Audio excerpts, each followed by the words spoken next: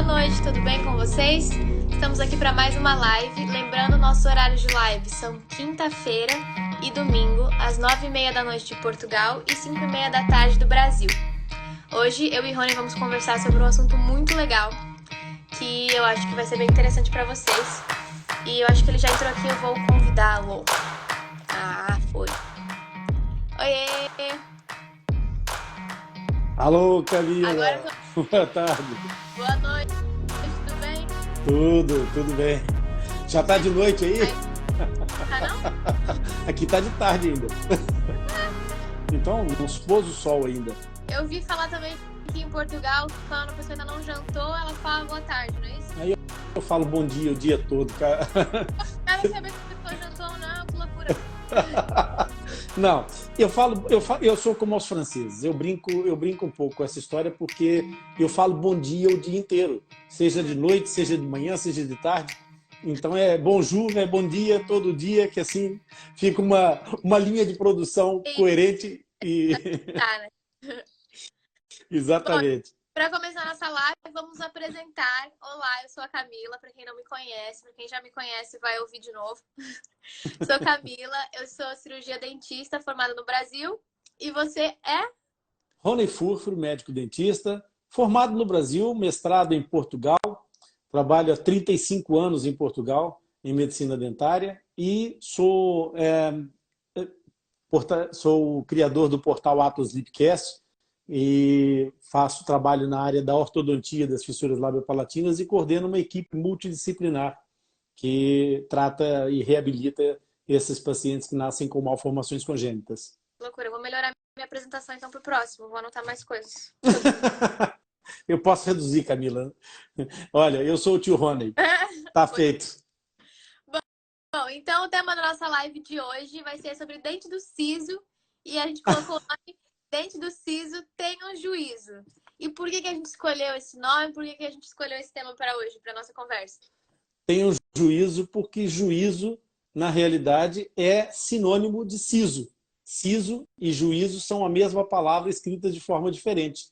Portanto, nós consideramos os dentes do siso os terceiros molares da dentição humana exatamente porque eles erupcionam numa fase muito próxima dos 18 anos, quando as pessoas atingem uma maturidade, a maioridade, e então a gente chama os dentes que vêm com o juízo, quando as pessoas começam a ter juízo. E por isso é que são siso. Siso quer dizer exatamente isso, ter juízo. E assim, uma coisa importante, Camila, que a gente deve ter em mente, é que sisos, a gente, como o próprio juízo, não é? A gente não deve abdicar dele. Uhum. E é uma coisa meio senso comum, meio lugar comum, a ideia de que dente do siso é para tirar fora. Dente do siso é como qualquer outro dente natural. Só deve ser proscrito, só deve ser colocado como um elemento a ser extraído quando há indicações para isso. Se não houver indicações para isso, não deve haver extrações de dente do siso, porque é um dente do siso.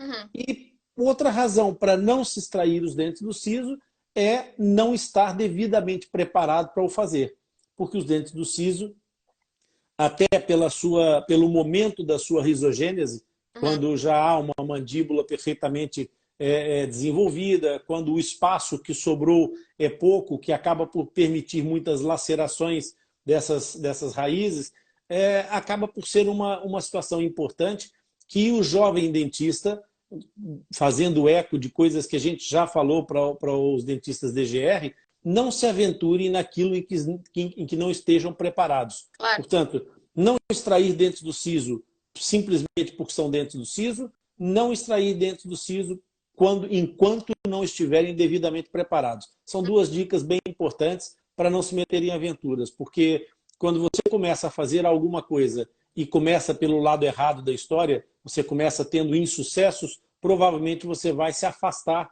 daquela área. E a cirurgia é uma área muito bonita, as pessoas não devem temer, devem respeitá-la. Com certeza. Eu acho que todo mundo na faculdade deve pegar um casinho de siso e ver realmente na prática como é complicado. Então, realmente não se arrisquem a fazer sozinhos, porque é loucura, né? É outro nível de extração, não é qualquer dente não, hein, amigos? Cuidado. Mas, enfim, a gente sabe, né, que o siso está sempre associado à dor e normalmente problemas no consultório. E quando que a gente sabe quais são as dores associadas ao siso que a gente pode encontrar no nosso dia a dia clínico? Quando a gente trabalha.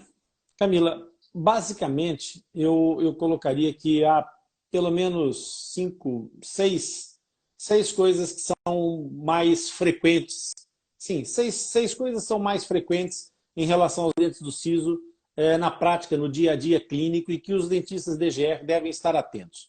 A primeira delas, pela própria característica eruptiva desses dentes, uma vez que eles erupcionam já numa fase tardia da maturação esquelética, quando o paciente já tem uma grande maturidade, a arcada dentária já está parcialmente completa, faltando apenas a erupção dos dentes do siso. Uhum. E então o que acontece é que esses dentes evoluem de uma forma muito lenta no seu processo eruptivo. Uhum. E basta às vezes acontece de ficarem parcialmente cobertos durante muito tempo, fazendo o processo de retração do capuchão da cápsula gengival, da cápsula eruptiva, com uma dilação de tempo muito grande. E aí acontece as pericoronarites. As pericoronarites, o que é que são? São inflamações que podem ser, e geralmente são infecciosas, também podem ser traumáticas, mas geralmente infecciosas, à volta da coroa do dente do siso. Então, as pericoronarites são provavelmente talvez as mais frequentes até. Outra situação que também acontece de dores em dentes do siso tem a ver com a sua localização. Por como é um dente que se posiciona na parte mais posterior da arcada dentária, o acesso para a higienização não é tão simples, não é tão fácil. E as pessoas acabam por prevaricar um pouco na higienização do dente do siso, ou por inabilidade, ou por descuido realmente, por desleixo nessa limpeza. E aí pode acontecer ao dente do siso, com mais frequência do que em outras regiões, haver um processo de periodontite. Uma periodontite, mesmo com o siso já perfeitamente erupcionado, pode haver uma inflamação periodontal, uma inflamação gengival. E quando essa inflamação gengival agrava-se, o ligamento periodontal não tem uma barreira física que separe a gengiva do ligamento periodontal, vai acontecer, então, uma inflamação que se espalha por essa região e o dente vai aparecer com sensibilidade à percussão, sensibilidade ao toque, à compressão, e isso provoca alguma aflição também às pessoas, principalmente porque lá está, já vem todo aquele espectro, aquele fantasma dos dentes do siso. Outra questão, também na mesma sequência, quando a higienização não é satisfatória, inevitavelmente pode acontecer o aparecimento de cárie dentária. Então, a pulpite cariogênica, a pulpite por hiperemia pulpar, ela acontece nos dentes do siso de uma forma também mais complicada de ser diagnosticada, porque ela pode se confundir com outras situações e pode advir de uma cárie interproximal ou de uma cárie distal, que é difícil de identificar pelo próprio profissional, pela localização, ou de uma cárie mesial, que também vai ser tão difícil de diagnosticar quanto outras cáries interproximais, mas com a agravante de estar numa posição muito mais complexa, já com a linha oblíqua da mandíbula a dificultar o acesso visual, já com a língua numa região posterior a ter outro tipo de comportamento, a passagem de um espelho, de uma sonda, e o dentista com pouca experiência pode se ver em palpos de aranha para conseguir chegar a essa visualização. Outra situação, que aí é na sequência também mais complexa, quando não há esse quadro de pulpite e o processo evolui de forma crônica, nós podemos ter o processo de abscedação, o abscesso por necrose pulpar. Então, uma pulpite serosa um processo já abscedativo nesse dente do siso, e aí nós temos um agravar de situações, porque o prognóstico torna-se mais complicado na medida em que as características anatômicas das raízes dos dentes do siso dificultam de sobremaneira o acesso endodôntico, o tratamento do canal do dente. E dessa forma, esse tratamento, aqui em Portugal chama-se desvitalização, acaba por ter níveis de dificuldade muito superiores normalmente nos dentes do siso e, consequentemente, o nível de insucesso também acontece nessa mesma medida e proporção. Então, é preciso ter essa noção de que os abscessos de dentes do siso são geralmente de prognóstico reservado, né? Depois dessa situação, nós temos uma outra que também acontece muitas vezes, que é o fato dos dentes do siso estarem e permanecerem numa posição incluso, portanto, subóssea, endóssea, na mandíbula, e não erupcionarem. Isso é complicado porque nessa região da mandíbula, onde o dente do siso vai se formar, e estamos a falar especialmente dos mandibulares, o que vai acontecer é que pode haver uma relação promíscua com o nervo alveolar inferior. E nós podemos ter sintomatologia de nevralgias. Acontecem as nevralgias do trigêmeo, às vezes associada a uma posição viciosa do dente do siso, assim como podem aparecer algumas situações de pseudoquistos nos seios maxilares, quando as raízes dos dentes do siso também se posicionam de forma demasiado insinuante para dentro do seio maxilar, e há um problema qualquer patológico com esse dente, podendo provocar ali dentro do seio maxilar um pseudoquisto. E tanto uma situação na mandíbula quanto outra na maxila poderá trazer quadros de desconforto e dor. E a última que eu me lembro agora é a que eu estava na dúvida entre 5 e 6, porque me lembrei aqui, de repente, que a impactação dos dentes do siso pode promover reabsorção radicular nos segundos molares. E essa impactação pode trazer também um quadro doloroso. E pode provocar uma pulpite. Isso aconteceu comigo. Foi aí que eu tirei os 4 sisos de uma vez só. Pois é. É possível que a impactação promova a reabsorção radicular do dente vizinho. Então, nesses casos, é conveniente, é extremamente conveniente controlar a erupção, a fase eruptiva dos dentes do siso, para que, havendo risco de posição viciosa com mesioversão desse dente, que haja uma situação de complexidade para o segundo molar, porque pior do que ter um dente do siso incluso com um prognóstico desfavorável é ter um dente do siso nessas condições e perder o segundo molar por reabsorção compressiva das raízes. Claro. Por isso, esse quadro das reabsorções radiculares pode trazer também um quadro inflamatório, um quadro doloroso e, obviamente, que o manejo aqui será uma das indicações, provavelmente, que vai ser um prognóstico desfavorável ao dente do siso. Então, a gente viu que várias coisas podem acontecer, né? Várias situações. E como é que a gente faz o diagnóstico diferencial para saber o que realmente está acontecendo? Quais exames a gente deve pedir? Camila, a gente tem que separar aqui, então, cada uma dessas situações para poder pensar.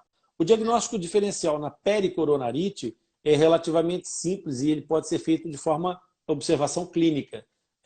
Com a observação direta sobre aquela região, nós vamos encontrar uma gengiva hiperemiada, bastante avermelhada, com um aumento do volume, provavelmente exudativa local, sem profundidade, mas com aquele aspecto já de tecido em fase meio que necrótica.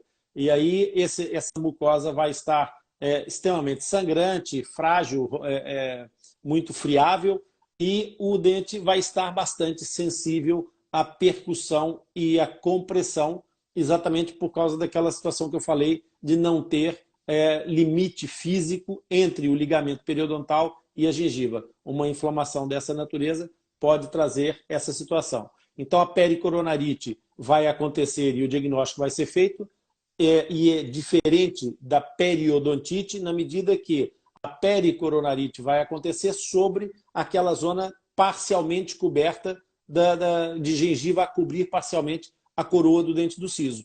Porque, no fundo, a pericoronarite nada mais é do que uma periodontite, mas é específica porque é quando o capuchão não retraiu completamente, quando a cápsula eruptiva não se retraiu, não se recolheu completamente, está em fase disso, e acontece uma situação qualquer que inicia um processo infeccioso, inflamatório.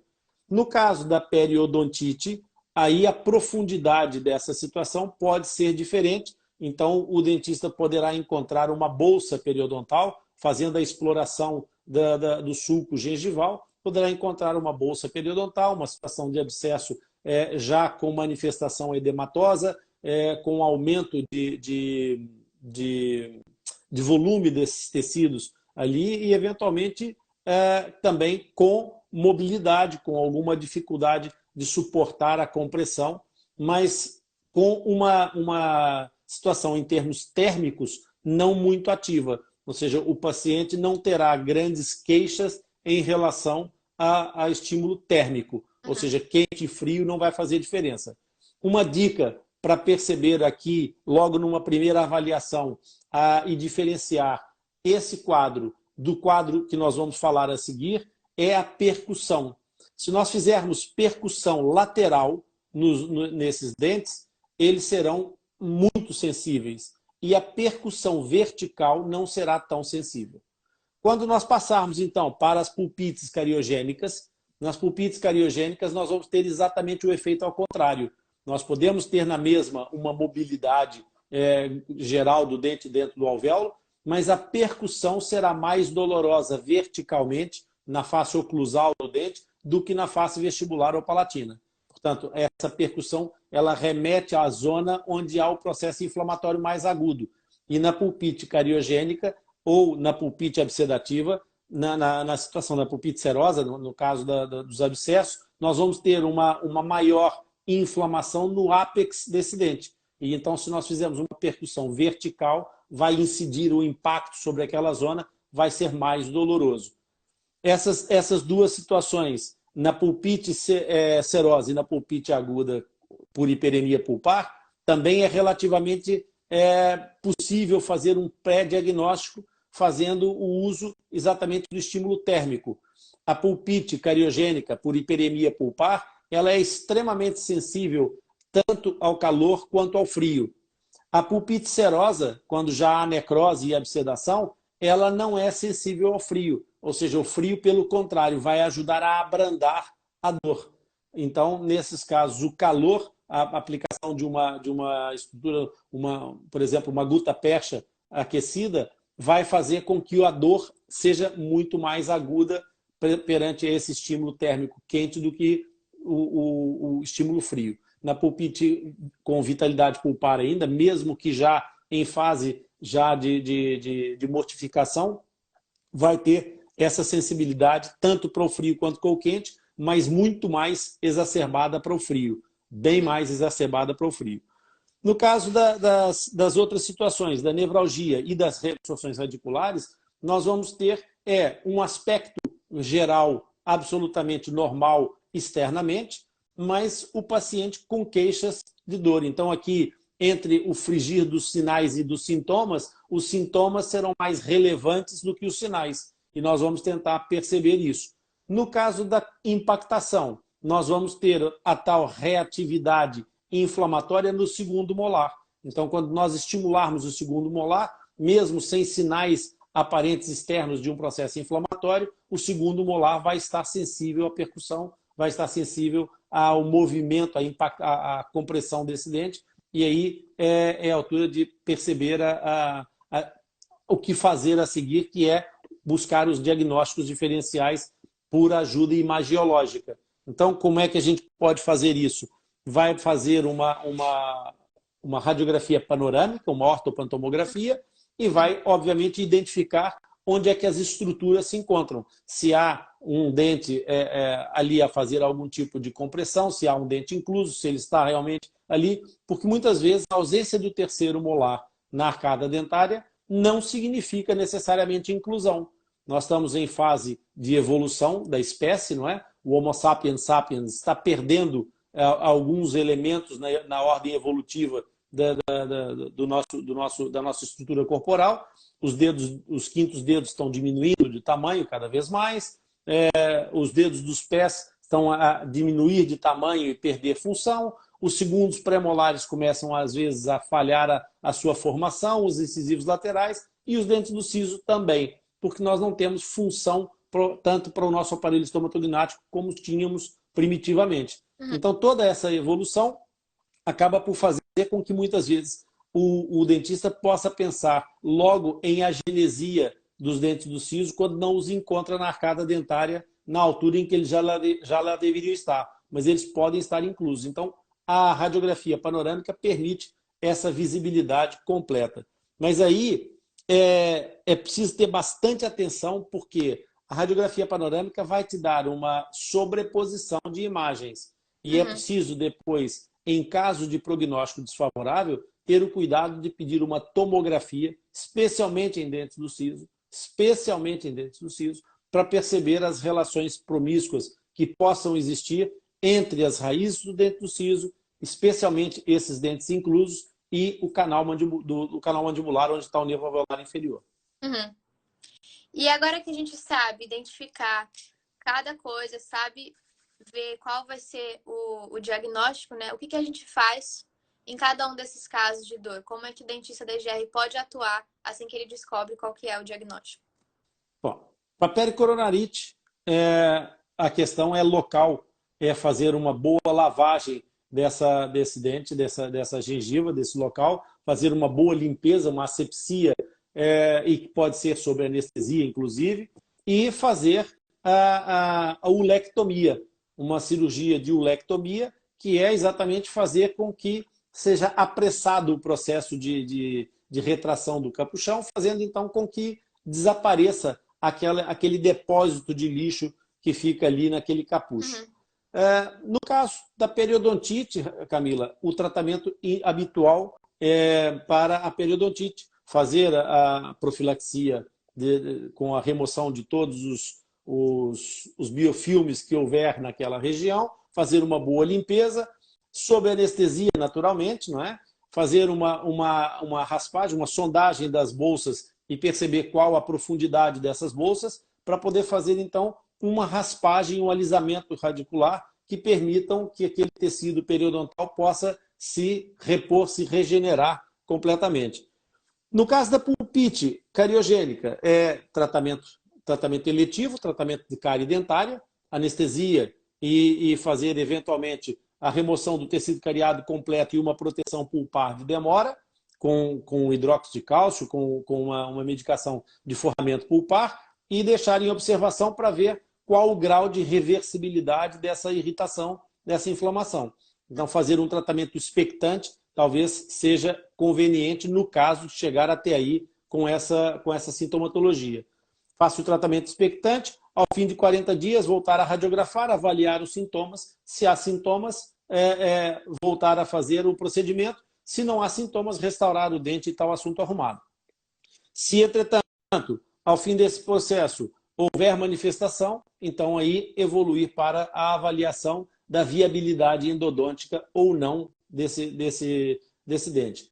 Nos casos de dente dos sisos, aquilo que a minha experiência fala em relação à realidade da clínica vai de encontro a certos, eu não vou dizer mitos, porque são profissionais tão sérios quanto eu, que dizem que vale a pena tentar um procedimento conservador quando há uma pequena exposição do corno pulpar, com uma medicação própria de formaldeído para preparar aquela exposição e tentar manter viva essa polpa dentária.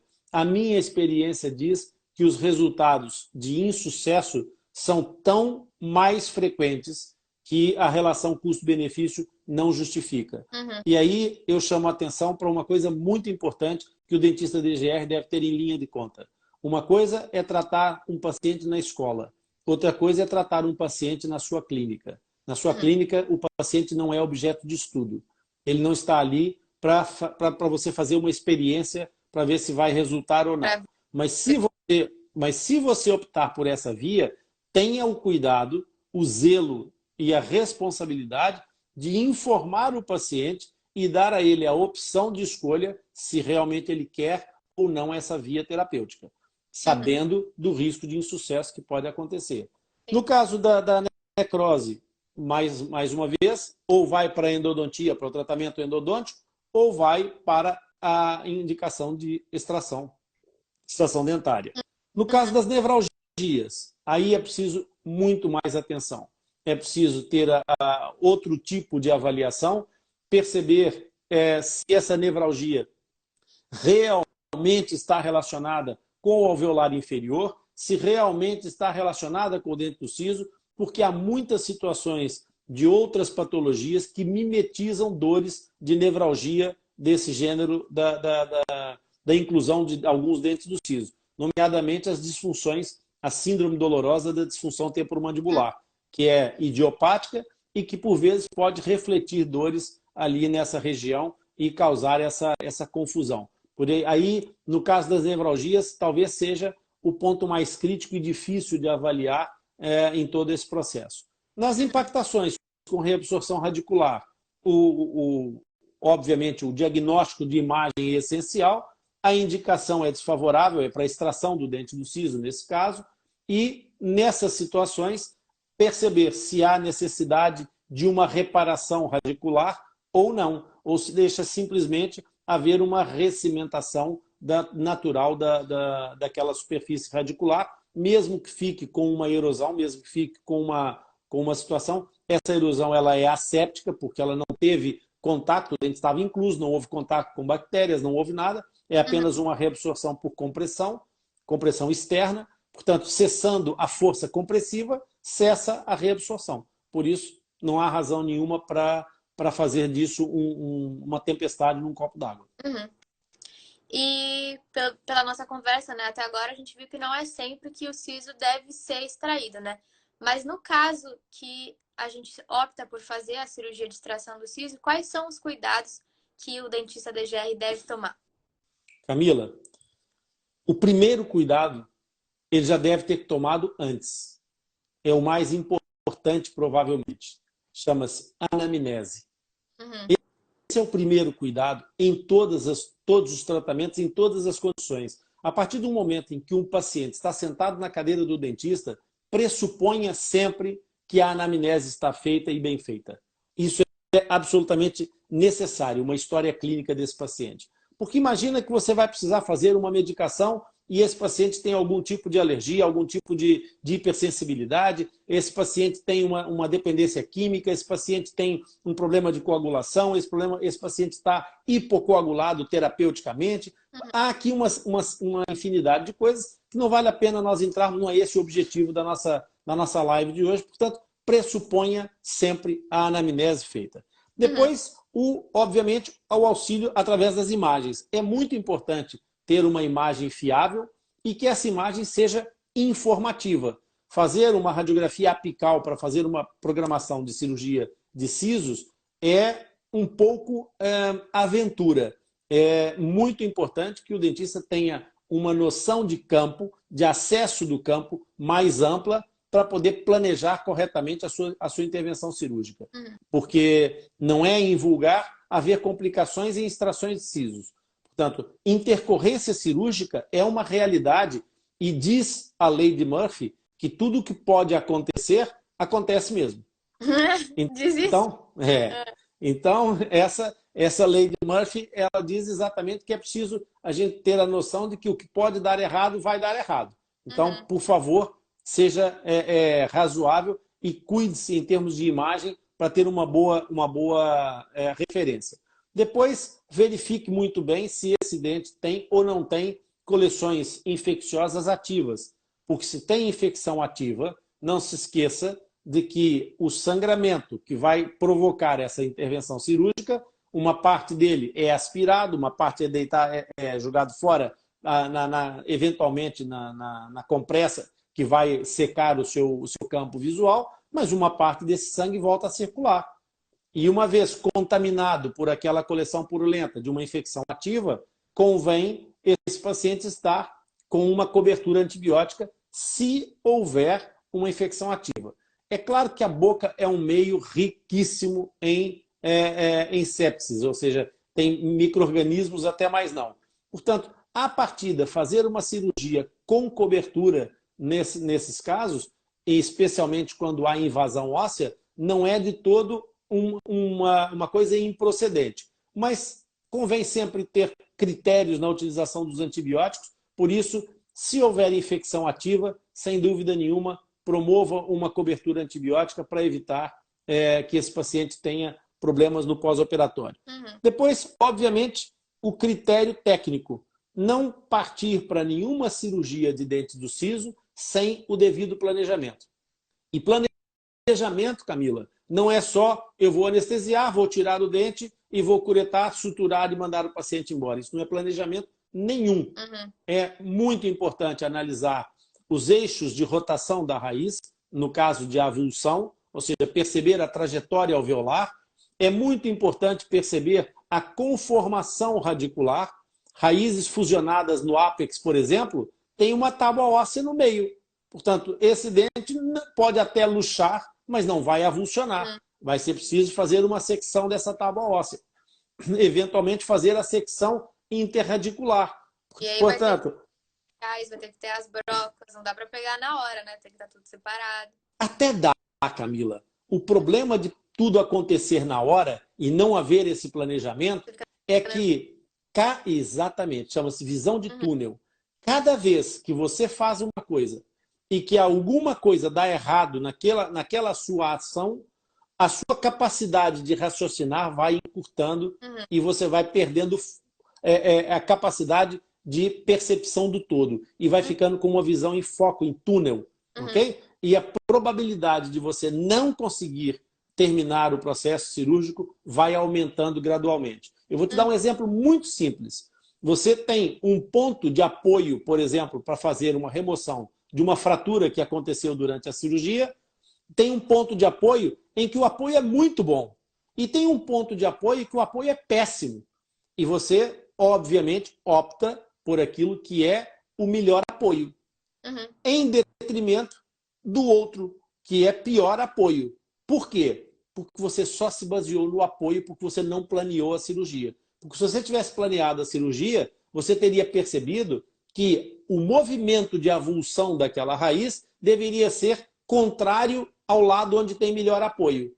Então você começa a tentar fazer aquilo ali, vai tentando, não consegue, porque você está movimentando contra o sentido de saída da raiz, você tenta, até que ela se parte novamente e você aí fica mais ansioso, mais nervoso, com mais um problema para resolver e não se apercebe que com um toquezinho do lado certo, em que o apoio nem era tão bom, mas nem era preciso, porque estava a favor do movimento radicular, aquilo teria saído e você não teria estendido o tempo cirúrgico, não teria feito mais uma osteotomia. Portanto, essas situações, o planejamento cirúrgico ajuda muito a evitar problemas. E também o paciente tenha um pós-operatório mais longo, né? Que seja um pós-operatório mais tranquilo, que não fica com aquela cara daquele tamanho. E por fim, exatamente. E por fim, não menos importante, será exatamente o quê? Um consentimento informado. O paciente deve ser informado de todas as situações, de todas as probabilidades, ok? E de todas as possibilidades. Ou seja, probabilidade é aquilo que tem uma escala provável de acontecer e possibilidade é tudo o que pode acontecer, mesmo que a escala seja mínima. Então, por exemplo, nós temos que ter o cuidado de alertar o paciente para que, se acontecer alguma dessas situações, o paciente saber que aquilo foi previsto. Previsão é ver antes, ok? Portanto, você vai avisar antes, vai fazer com que, segundo a mitologia grega, o teu paciente seja Prometeu, ou seja, aquele que sabe antes, ok? E não Epitemeu, o irmão dele, que é aquele que sabe depois. Não, o dentista deve fazer com que o seu paciente esteja informado previamente.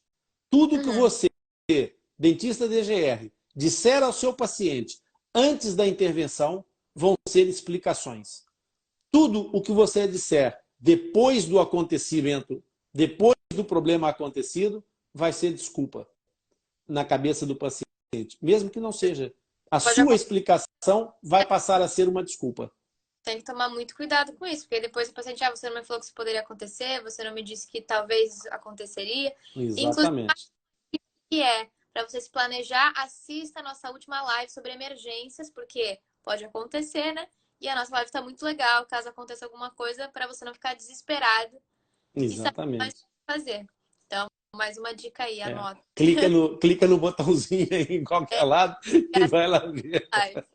Então, outro caso, se a gente tem um siso incluso, em todos os casos que o siso é incluso, a gente tem que fazer a extração ou existem casos em que não é necessário extrair um siso incluso? Não. Não há, não, é claro que sim, não sim. É claro que há casos em que um dente incluso não deve, não necessariamente não tem que ser extraído e eventualmente até nem deve ser extraído.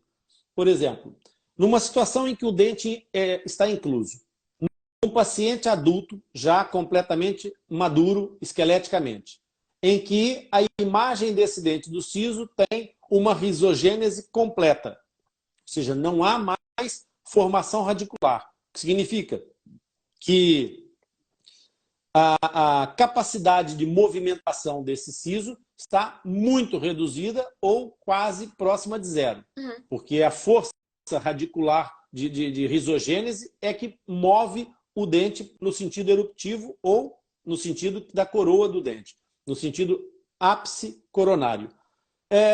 Então, se esse dente está completamente nessa posição, se ele não promove nenhuma compressão de reabsorção nos dentes adjacentes, no segundo molar, por exemplo, e ele tiver uma proximidade ou uma relação alveolar de promiscuidade com o canal mandibular,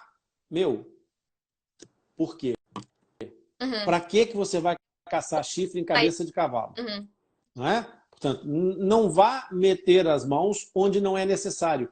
Há pessoas que podem viver uma vida inteira com um projétil, com uma bala de uma arma alojada próximo do cérebro, porque o risco, a relação custo-benefício de tirar aquele objeto dali não justifica. Ora, esse objeto nem sequer pertence ao indivíduo. Entrou ali alienígena. Agora, um dente que está metido dentro do osso é muito menos alienígena. E os riscos envolvidos com essa situação, muito mais. Um terceiro molar superior, extremamente elevado na tuberosidade, quase sem parede, praticamente, com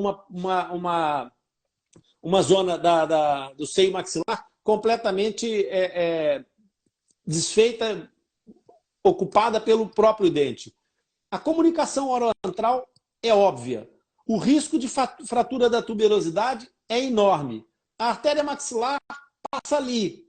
Cara, esse dente vai fazer mal a quem ali onde ele está? Provavelmente a ninguém. Ele está completamente incluso. Não há contaminação, não há acúmulo de placa bacteriana, não há dificuldade de limpeza, porque ele nem tem que ser limpo, ele está lá dentro. Então, alguma ponderação e bom senso na análise, por como a gente disse no começo dessa live, os dentes do siso não são para tirar só porque são dentes do siso. Sempre é bom ter algum cuidado. Depois, nunca se esquecer, por exemplo, Camila, que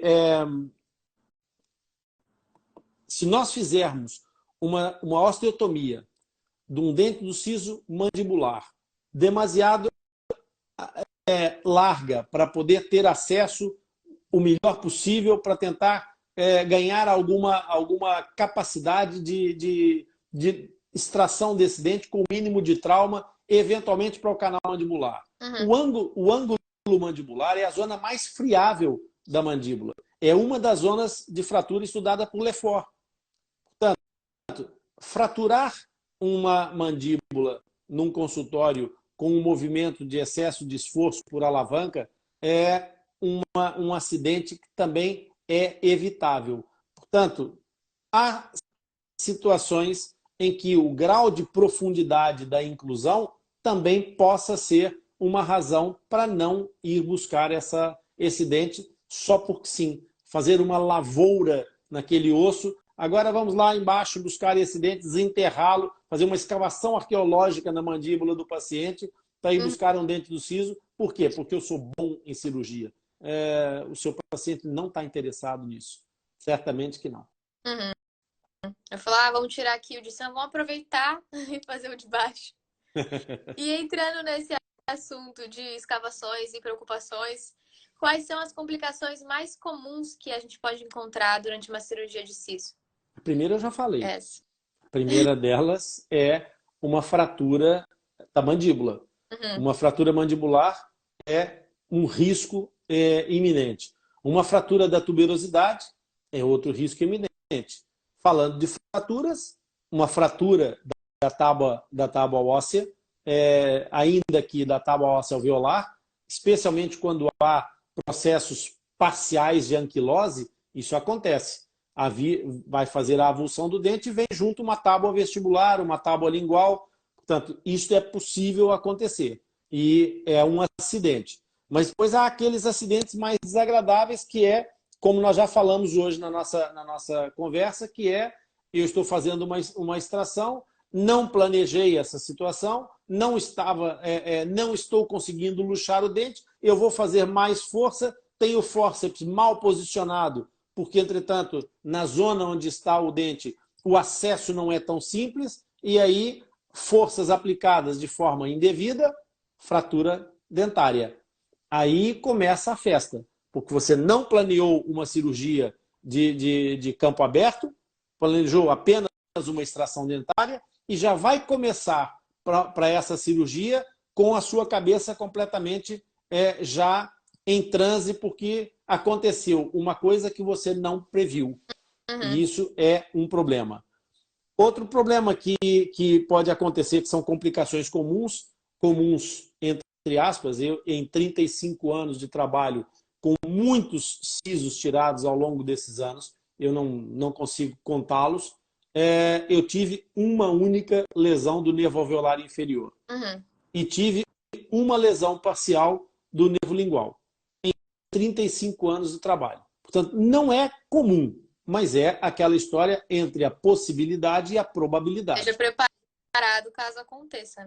Exatamente. E as pessoas poderiam até dizer, puxa, mas que ação negligente que foi essa? Eu posso vos garantir, por exemplo, no caso concreto do nervo lingual, que não foi uma ação negligente. Foi na minha filha e foi há poucas semanas. Uhum. Portanto, é uma situação que pode acontecer em qualquer momento da sua atividade profissional, em qualquer momento da sua vida. É uma intercorrência cirúrgica que só não acontecerá se você não fizer cirurgias. Portanto, mas pode realmente acontecer. Depois, outro tipo de complicação que pode aparecer são as lesões de tecido mole.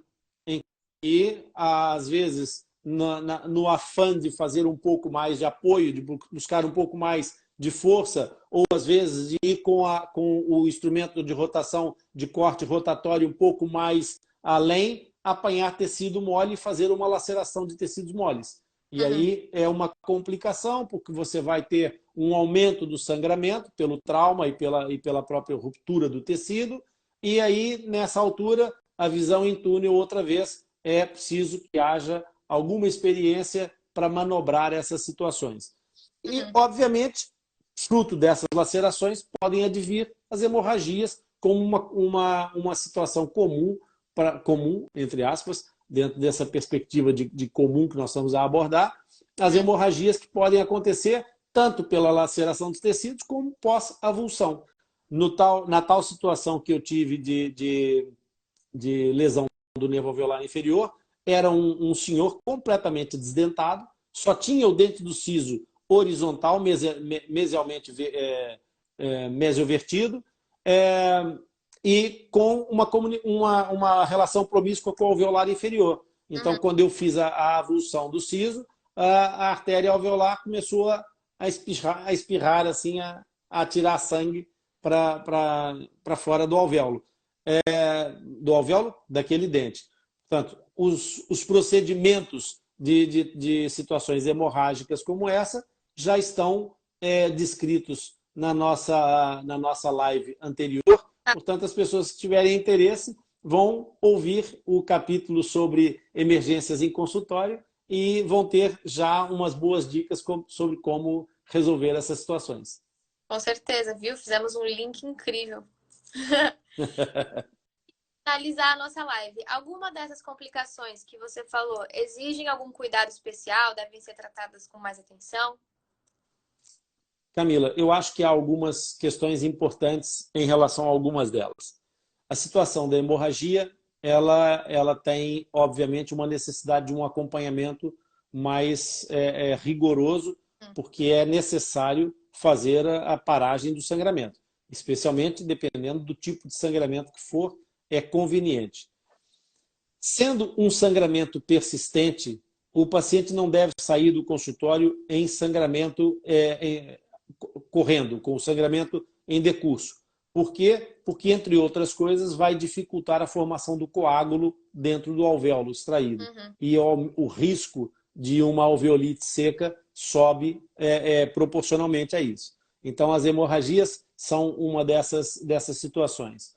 Nos casos de lesão de nervo alveolar, por exemplo, é importante que o paciente esteja com alguma indicação de fazer um reforço do complexo de vitamina B para tentar ajudar aqui no processo de alguma regeneração desses tecidos, embora não sendo uma situação vulgar, nas vezes em que essas situações acontecem, as parestesias que resultam dessas lesões muitas vezes são reversíveis. Por exemplo, a da minha filha já está em remissão, não passaram 6 meses, mas é aqui importante alertar os dentistas, os jovens dentistas especialmente, que nos casos de parestesia, aquilo que não recuperar ao fim de 6 meses, não vai recuperar mais. O quadro que prevalecer até 6 meses vai continuar de forma perpétua. Se houver remissão, essa remissão vai acontecer até aí. Então, no caso das lesões, o aumento do complexo de absorção do complexo de vitamina B e a fisioterapia. Fisioterapia que é muito importante e, eventualmente, os terapeutas da fala poderão ter uma palavra a dizer, a orientar nesse sentido, porque ajuda muito algumas técnicas de terapia para poder recuperar o estímulo sobre essas situações. São, eventualmente, 2 dessas questões que eu acho que são importantes. Pois, obviamente, que as fraturas de mandíbula, o cuidado é o cuidado óbvio, se não há material para osteossíntese no consultório, providenciar a deslocação do paciente imediatamente para uma unidade hospitalar. Então, esse foi o nosso podcast DGR de hoje. Acho que foi um assunto muito legal, tenho certeza que todo mundo que ouvir vai gostar bastante. E vai ficar salvo para vocês reverem, verem de novo, anotarem. E se tiverem dúvidas, podem mandar no nosso direct ou em qualquer outro dos nossos canais, que a gente sempre responde. Certo? Certíssimo. Muito obrigada Então, por participar. DGS. E até domingo com um novo tema de live. Valeu. Valeu. Até mais.